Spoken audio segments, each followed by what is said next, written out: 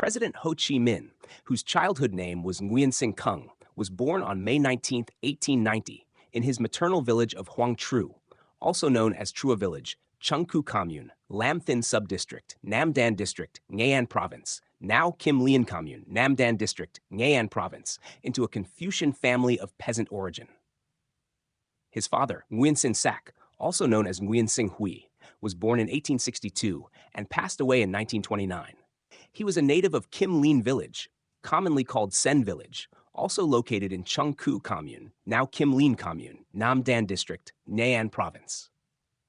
Born into a peasant family and orphaned at an early age, Nguyen Sinh Sac was diligent and studious from childhood.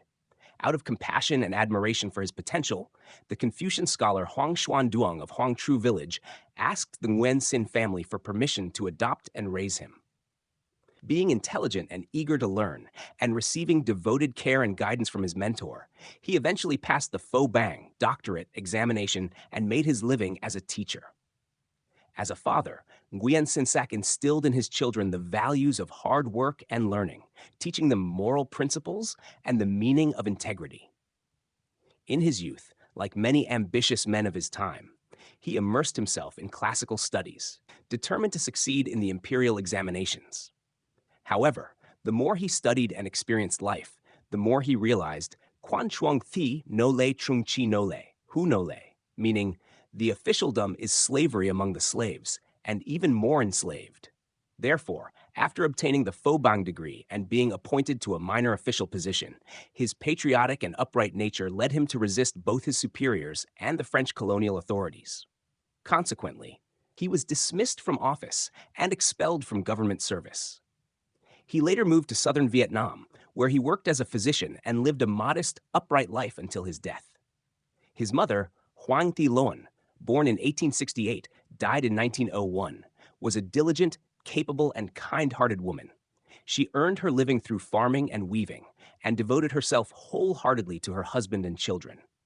His elder sister, Nguyen Thi Thanh, also known as Nguyen Thi Bach Lien, was born in 1884 and died in 1954.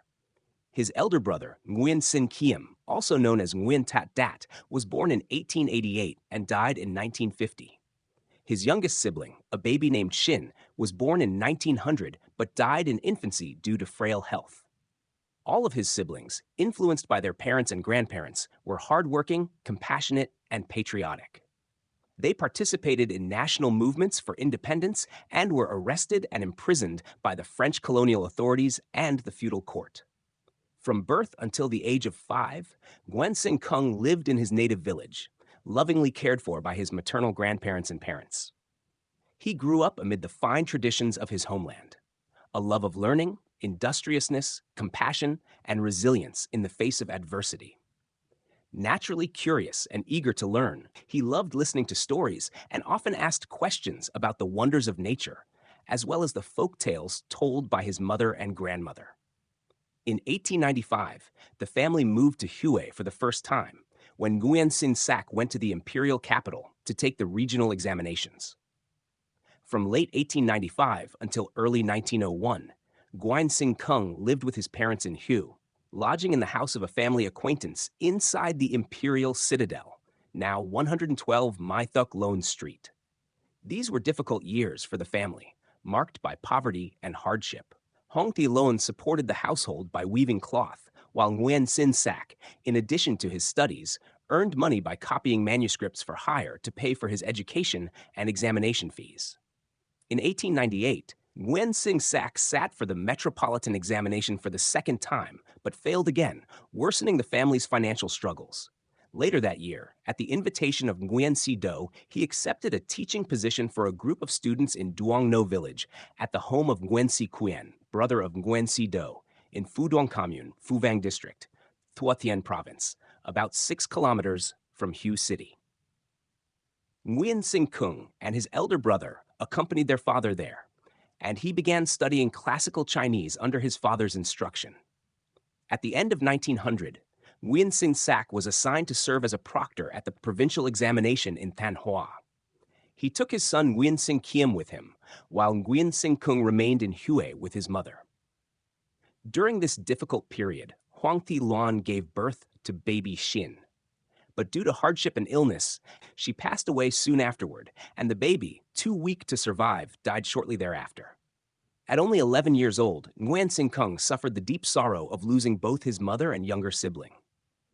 During his more than 5 years in the imperial capital, Nguyen Sinh Kung was exposed to many new experiences. Compared with his native Ngay'an, Hue had grand houses and majestic palaces. He also observed the sharp divisions in society. Arrogant and oppressive French colonials, self-important mandarins of the Nguyen court in ornate robes and mandarin hats, yet servile and timid before their foreign masters. And, in stark contrast, the destitute laborers, ragged peasants derisively called na kwe by the French, porters, rickshaw pullers, and impoverished children wandering the streets. These images left a lasting impression on Nguyen Sinh Kung's young mind. Upon hearing of his wife's death, Nguyen Sinh Sak hurried back to Hue and took his children home to their native village. After arranging their care and encouraged by relatives and friends, he returned to Hue to sit for the Tansu imperial examination. On this occasion, he used a new name, Nguyen Sinh Hue. In May 1901, Nguyen Sinh Hue passed the Pho Bang examination of the Tansu year. Around September 1901, Nguyen Sinh Kung and his family returned to live in their paternal village. There, Nguyen Sinh Hue held the customary village admission ceremony for his two sons, giving them their new names, Nguyen Tat Dat, formerly Nguyen Sinh Kiem, and Nguyen Tat Tan, formerly Nguyen Sinh Kung. At his homeland. In his homeland, Nguyen Tat Tan was sent to study Chinese characters under teachers Hoang Phan Quin, Vuong Thuc Quy, and later Tran Tan. All of these teachers were patriots. Nguyen Tat Tan often listened to their discussions about national affairs and the fate of the country. Through such conversations, he gradually came to understand the political situation and the deep anguish felt by older generations witnessing the loss of national independence. Among those his father, Nguyen Sinh Sak, frequently met was Phan Boi Chau. Like many patriotic Confucian scholars of the time, Phan Boi Chau was tormented by the country's plight and the suffering of the people. In moments of fervor, after drinking, he would often recite 2 verses by Yuan Mei. At every meal, never forget to record history. To build one's life upon mere literature is the lowest aim.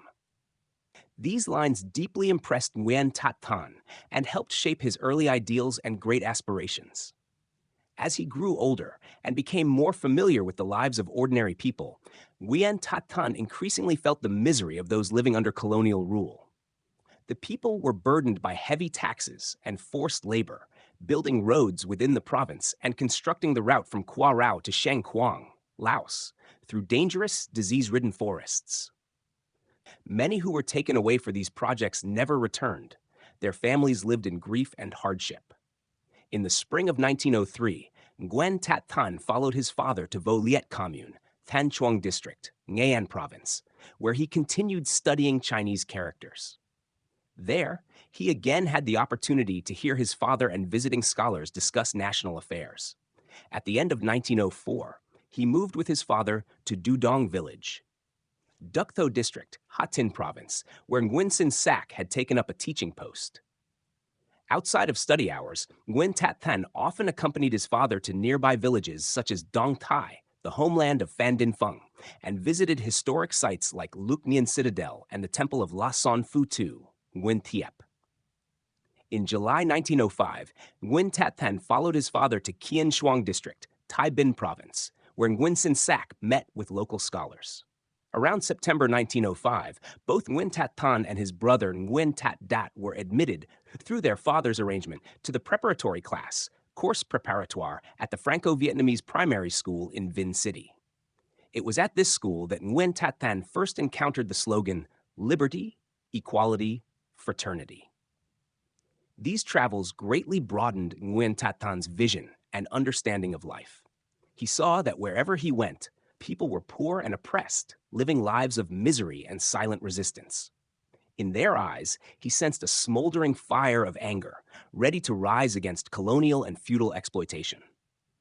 Witnessing their suffering, he soon developed a firm resolve to drive out the French colonizers and liberate his compatriots. After years of hesitation about entering officialdom, in late May 1906, Nguyen Sinh Hue, his father, accepted a government post in the imperial capital. Nguyen Tat Thanh and his brother accompanied him to Hue.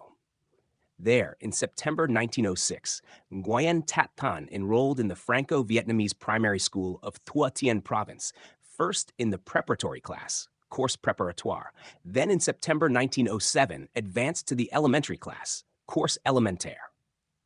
During this period in Hue, a pivotal event occurred in Nguyen Tat Thanh's life. In April 1908, he took part in a peasant tax protest in Thua Tien Province, an act that marked the beginning of his lifelong struggle for the rights of working people. Because of his patriotic activities and participation in the protest, he came under surveillance by the French colonial authorities. His father, Nguyen Sinh Huy, was also reprimanded for allowing his son to engage in anti-French movements. Nevertheless, in August 1908, under the name Nguyen Sinh Khan, he was admitted to the Quoc Hoc School by the principal, Suke Choke. The following month, September 1908, he entered the intermediate class, Course Moyen, at the same school. During his studies at Quoc Hoc Hue, Nguyen Tat Thanh was exposed to many French books and newspapers.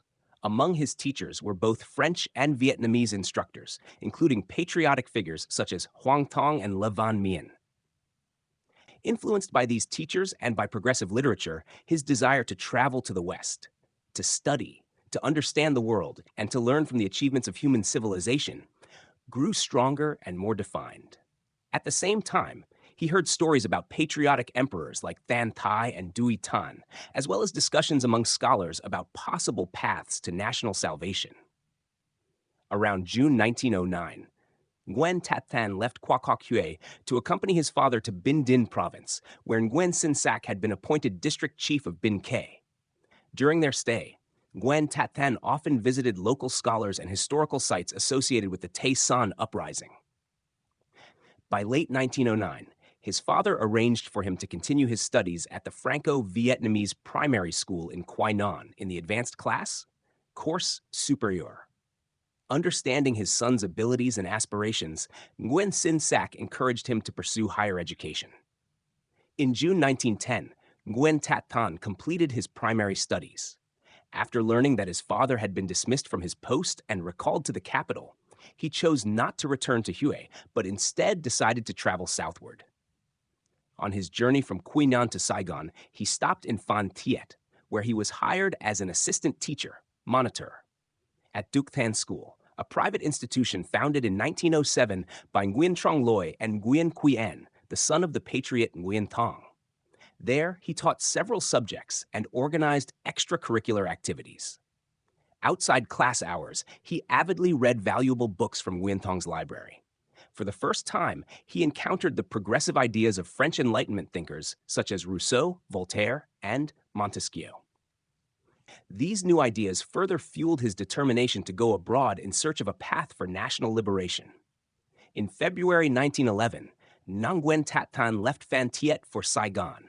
He stayed temporarily at the offices of the Lien Thang Company, first at number 3 Tong Doc Phuong Street, now number 5 Chow Van Lim Street, and later at number 1128 Can Hoi Street. While in Saigon, he often visited the poor workers' neighborhoods and befriended young laborers of his age. Everywhere he went, he saw the same suffering, people toiling in misery under colonial oppression. He also frequented laundries near the Saigon port, where clothes of French sailors were washed, hoping to find a job on a ship, thus fulfilling his dream of traveling abroad. Nguyen Sinh Kung, Nguyen Tat Thanh, was born and raised during a time when Vietnam had fallen under French colonial rule and become a semi-feudal colony. The people were enslaved, impoverished, and destitute. His homeland had a proud tradition of heroic resistance against foreign invaders.